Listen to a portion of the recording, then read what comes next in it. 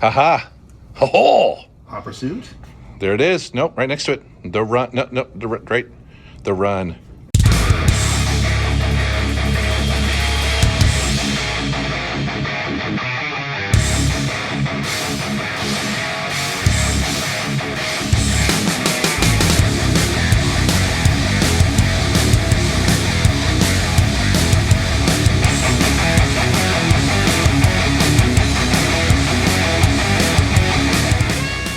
Hey guys, Metal Jesus here, and today I'm back with part 2 of my 5-day adventure through Washington's Olympic Peninsula. In the previous video, Drunken Master Paul and I hopped onto the Edmonds Ferry and rode that over to Kingston, which is on the Olympic Peninsula. And the first thing that we did when we got off the boat is we visited a very cool game store over in Silverdale. After that, we visited a creepy abandoned coastal fort that used to protect the United States. After that, I searched for vampires, werewolves, and Bigfoot in the town of Forks. I also spent a rainy day in La Push with one of the most stunning views I've ever had from a hotel room. Then I took a trip back in time in the Olympic National Forest and explored the Hall of Mosses. So gorgeous. If you missed that video, well, I'll link to it up in the corner. In this video, we'll meet back up with Paul and do some really stupid stuff on the beach. We're going to drive to the birthplace of Kurt Cobain, Nirvana, and the Seattle grunge movement. We're also going to visit a couple awesome retro gaming stores, and then at the end of this video, I'm going to share with you everything that we picked up on this epic 5-day journey. Let's take a look.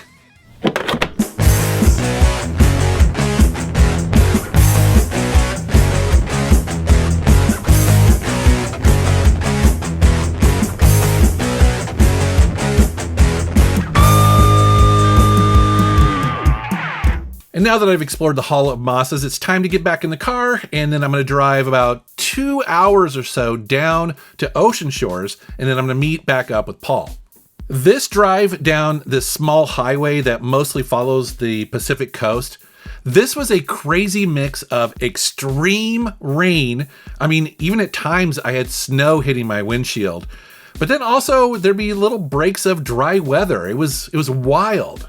This was a very fun drive too, because even though it's pretty windy and you can't go very fast, there's also not that much traffic here. So I was able to have a bit of fun with my car, although at one point I was stuck behind this massive logging truck that was kind of shedding bark onto the freeway. So I was kind of having to dodge these big chunks of bark that were landing on the road. It kind of reminded me of that infamous scene from Final Destination. If you know, you know. We pull up into our hotel, which has a really nice view of the Ocean Shores beach, and it even has an observation deck that you can venture up to, where you get like a 360-degree view. You can check out the entire thing. So gorgeous. Dude, where were you last night? Oh, I just had a thing.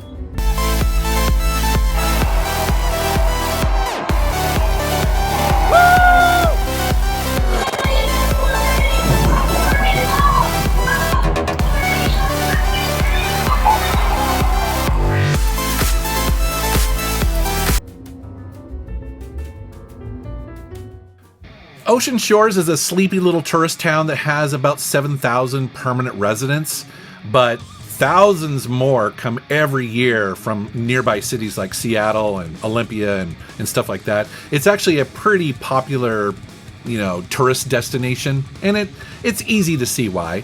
As you can see, the beach is just massive, but it's also open to the public and technically part of the highway.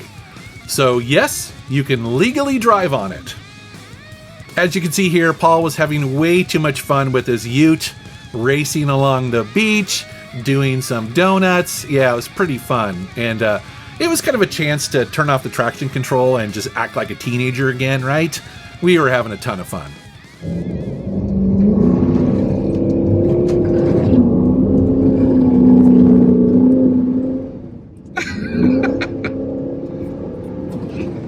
Oh, I saw the log.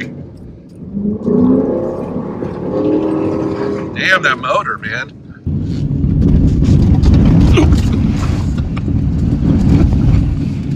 There you go. fun? Well, like Gram used to say, it ain't a good trip to the beach if you don't wind up with sand in your taillights. Thing is, she never owned a car.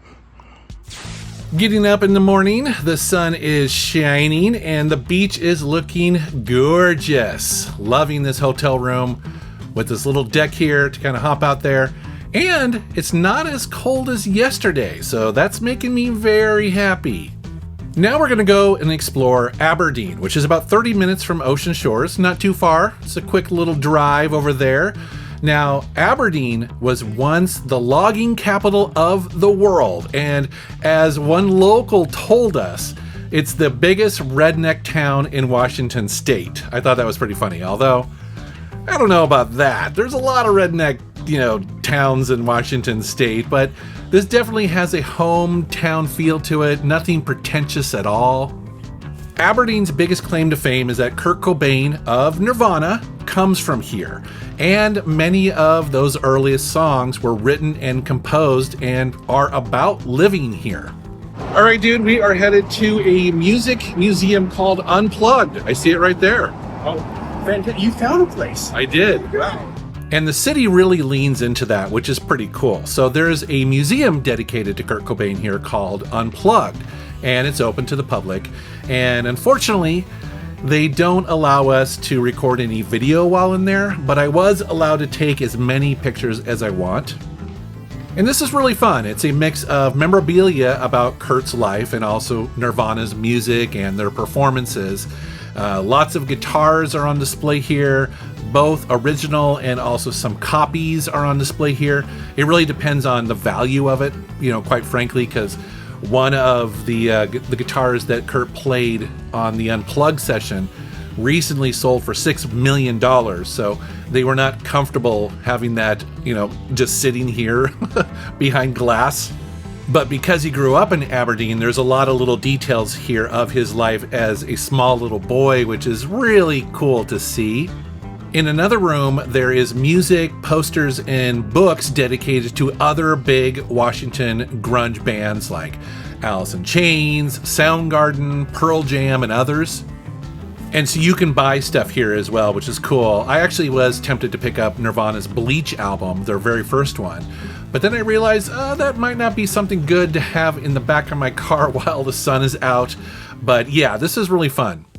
Dude, where are we going? We're going to Game Freaks in Aberdeen. And gonna do a little game hunting, see what's what. What's what? See if I can't find just another weird piece of merch that I really, really don't need, but really, really want. Let's do it. All right. Game Freaks is a local store that not only specializes in retro games, of which they have a sprinkling of that stuff here and there, also some PlayStation 4, PlayStation 5, Switch stuff, but you can see that the majority of what they do is board and tabletop games. As a matter of fact, this location is a hub for the gaming community at large. So while we were here, they were getting ready for this big Magic the Gathering release that was going to happen. I guess it's going to happen the following day. And they were expecting 50 or 60 people to file in here, hang out, and play a bunch of games. It was also cool just to see a store that not only has video games and board games, but even skateboards and stuff like that. So yeah, pretty cool store. Now, if you've ever looked at your game collection and thought, oh man, I need a system, you're not alone. People always ask what I use to catalog everything, and honestly, it's the CLZ Games app. They're sponsoring this video, but full transparency, I've been using it for many years now. What I love most about it is how smooth it feels. There's no clutter, there's no confusion. You just open it up and you're in control of your entire collection. One of my favorite features is the barcode scanner. So say you're standing in a game store and you spot something interesting, scan it, boom, and you instantly see the values for loose, complete or sealed copies, and even graded copies. It's basically like having a pocket-sized game database. And speaking of databases, it's deep. You guys know I collect some pretty obscure stuff, including imports, and CLZ consistently recognizes games other apps miss. It also autofills everything from the cover art, release dates, publishers, even descriptions and trailers. Plus, you can personalize your collection with purchase information, notes, ratings, all those nerdy details that we actually care about. So if you want to get your collection organized, check out CLZ Games at the URL on the screen, or just search for CLZ on your app store. I'll also drop a link in the video description below, and I want to thank them for sponsoring this video. Later, we also heard about and found this small memorial to Kurt Cobain that's down this side residential street in Aberdeen. So this is where Kurt was inspired to write the song Something in the Way. So that was about his time hanging out underneath this bridge. You can also see the title of their live album here underneath the bridge. Plus, there's just some neat little things here and there, although it's kind of funny because, well, it's funny to us, but I guess the neighbors kind of get annoyed because there was a sign here that basically had all the common answers to the questions that the neighbors get of people who are visiting here and paying their respects. I also feel that this is the type of memorial that Kurt probably would appreciate it, right? Being kind of the outsider that he was and the music that he created, he wouldn't want something that would be super fancy.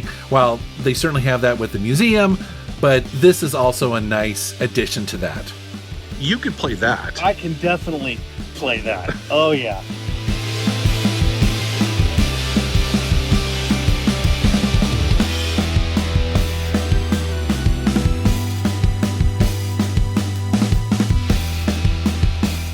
Cheers.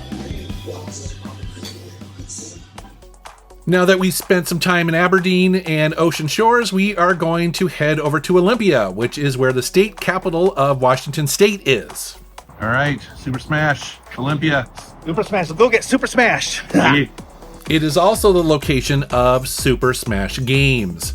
So there's a couple locations of Super Smash. Actually, one of them in Tacoma is the place where Reggie goes all the time, but I've never been to the one in Olympia, so this is going to be really fun. The first thing that we're hit with as we walk in here is a very special Nintendo 64, personally signed by Charles Martinet. I know many of you are going to be familiar with him. He was the official voice actor for Mario, basically from like the 1990s up until 2023. But he's also done more than that. He's also voiced other characters like Luigi and Wario. He's voiced characters in Skyrim and also Dragon Ball. And so this is a personally signed Nintendo 64 here. Very neat. They also have this Fender Stratocaster wireless guitar designed to work with Rock Band, and it's made from real guitar parts. So it's actually heavier. It's not made just from plastic, and oh boy, I don't need this, but man, I would love to own this. Here is a white PSP Go. So I covered this recently in that PlayStation Handhelds video, and the white version is not something you see every day. And it's probably because the PSP Go bombed. And so really only the black ones are the ones that are out there that you find typically, but here is a white one, and yeah, it's gorgeous, great condition. They also have this Xbox 360 retailer reference guide. So I'm not entirely sure what this is for, but I suspect it's given out to marketing people as they would go to maybe GameStops or Best Buys or Circuit City or something like that, and be able to talk to the managers in there and help them sell Xbox 360 stuff. That's what I'm guessing that this is, but again, it's cool to look at stuff like this because it's a piece of gaming history that you typically don't see. They had a ton of PSP and UMD movies for sale, and so many so I actually had to sit down on the floor to take a look. That's when you know I'm getting serious. Oh yeah.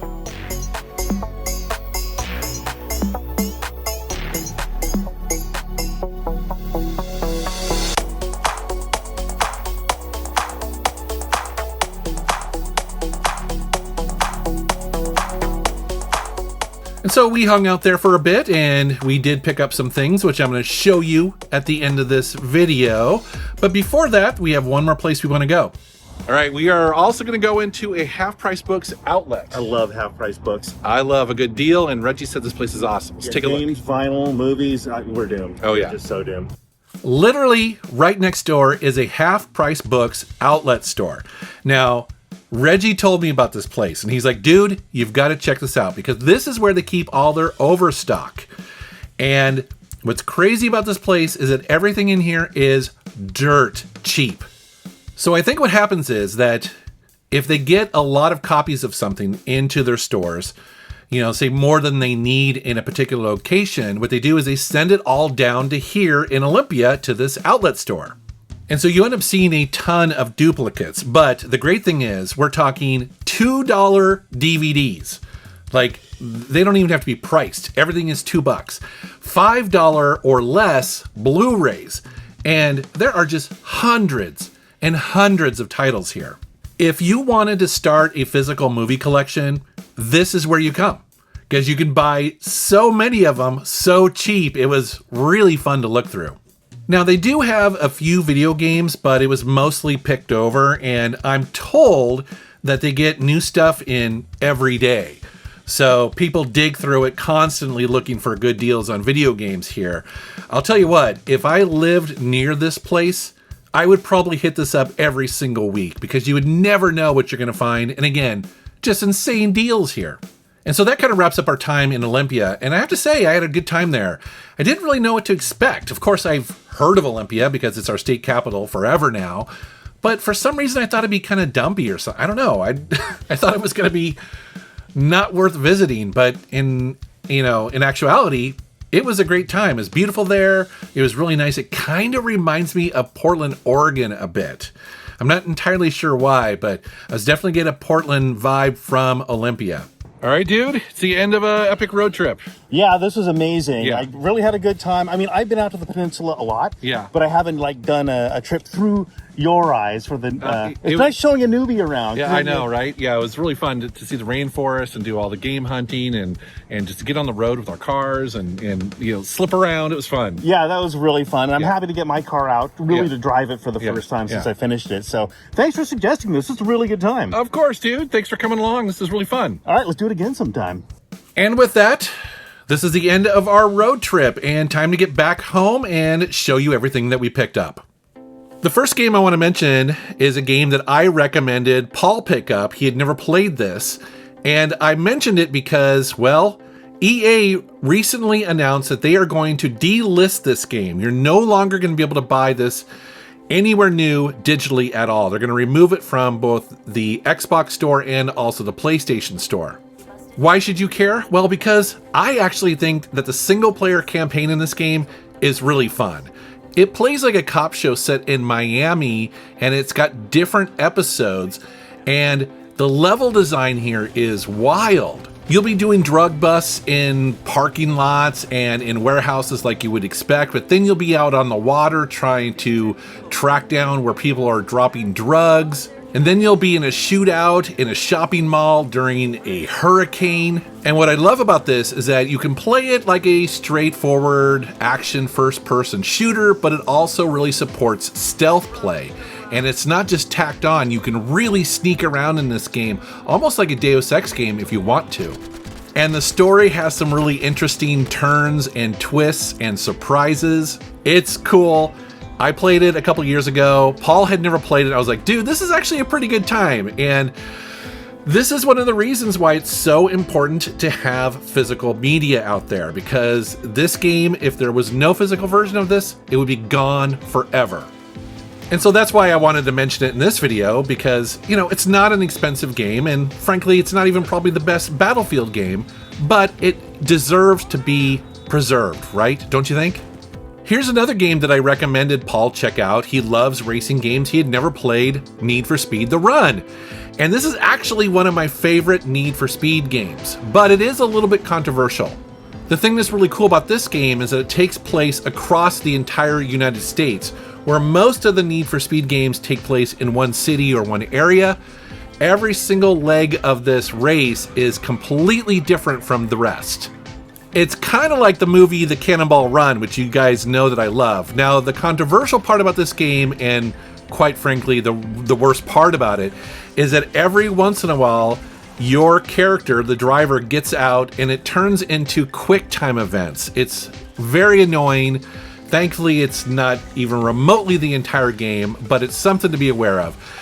So when Paul was like, I haven't played this game, I was like, oh dude, this game is so awesome if you can just get past those quick time events. Here's a game that I picked up for my collection, and that is Pizza Tower. So probably about a year ago, I covered Hidden Gems, and this is a game that I talked about in that video. And I believe at the time there was not a physical release of this. And when I saw this at Super Smash in Olympia, I was like, oh dude, I have to get this game. It's really fun.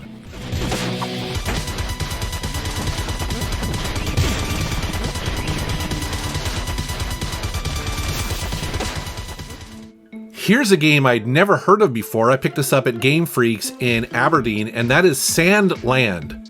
Maybe Reggie has talked about this in the past, I'm not sure, but it was completely new to me, but it's based on a Japanese manga, and it was created by the guy who also created the characters for Dragon Ball Z. Supposedly it's an action RPG and it has some platforming and stealth elements. I'm not entirely sure. Like I said, I don't know anything about it, total blind buy, but I'm excited to check it out. Here's two more games that Paul picked up, and these were very cheap as you might expect, but I haven't played either of them. Now the thing is that Paul is really into drag racing, and he's actually trying to get every single drag racing game that was ever released, and this is one on the PlayStation 2 he didn't have, as well as Fantavision, which is a game, again, I don't know that much about. I think that was a launch title on the PS2, right? I did mention to him that there is a PlayStation VR 2 version of Fantavision that came out maybe like a couple years ago. Again, I don't know anything about this, so it'll be interesting to hear what he says. I think Paul must be in a shooter mood because he's kind of going back and picking up some of these early gen first-person shooters. I don't know how many of these Battlefield games he's played, but he picked this one up as well. And then we found this big box PC game at Super Smash in Olympia, and this is a Microprose game that I've seen before, but I've never had in my collection until now. What's really interesting about this is that, well, one, I don't know anything about it yet because I haven't played it. However, it comes with a free copy of Sid Meier's Pirates. So the first thing I noticed when picking this up is that it's just extremely heavy, right? Because back in the day, big box PC games came with all sorts of stuff, and to have two of them stuffed in here, it's pretty heavy because you have two manuals, you have all the maps and all the extra stuff that's included, plus the floppy disks. So yeah, it's cool to have this in my collection. Like I said, I haven't played it. If you have, let me know down in the comments. This is something that caught my eye when I was at Big Reds in Silverdale, and that is this Pro Media Director for the original PSP, but I haven't really messed with this that much. I did put it into my Windows XP machine and booted it up and took a quick look at it. As you can see here, it looks like it's got a bunch of different save games, which is pretty nice to have when you have a large PSP collection like me. Plus, it's got movies and stuff in here, or maybe it helps you organize it. I'm not entirely sure. I think this thing was like $5, so I was like, sure, I'll snag that. When we went into that half-price books with all the movies, Paul bought a ton of them. He actually had a huge stack of them. I'm not going to show those. Instead, I will show the ones that I ended up getting. He actually bought me this movie called Rapture Palooza because he said, I will love it. It's supposedly a comedy about the rapture. I guess it kind of offends some people. I'm not entirely sure. It looks dumb, but I'm sure it'll be fine. And then there was this double feature Blu-ray of two classic movies that I have not seen before. And as you can see here, it was $5. I mean, why not pick these up, right? So Kelly's Heroes and Where Eagles Dare. The only thing that I know about these is that I believe the Iron Maiden song probably comes from the movie Where Eagles Dare, right? And then lately I've been on a PSP UMD movie kick. I swore to myself I would never collect these, but when they're really cheap and they're movies that I haven't either seen in a while or maybe never seen, like some of these right here, you know, if they're like $10 or less, sometimes they're like $5 or less, I'm starting to kind of pick those up a little bit. So yeah, a couple in here that I have seen, obviously Sin City and The Girl Next Door, but I haven't seen Cabin Fever and I haven't seen 7 Seconds. So yeah, I don't expect a lot, but what the heck. And so that, guys, is the conclusion of our epic 5-day Olympic Peninsula road trip. We had a great time on this trip, getting in the car and just hitting the open road and just kind of seeing what happens. I've mentioned it before, but these kind of videos are really fun for me to make because we don't know what's going to happen and we just kind of film everything. I take notes every night to kind of remind myself, you know, what happened, what were some of the highlights, and we come back and just kind of make it all into a video that hopefully you guys seem to like. But as always, guys, I want to thank you for watching my video. Thank you so much for subscribing, and take care. And we only had the one leak. And I know how to fix that, so pretty happy about that.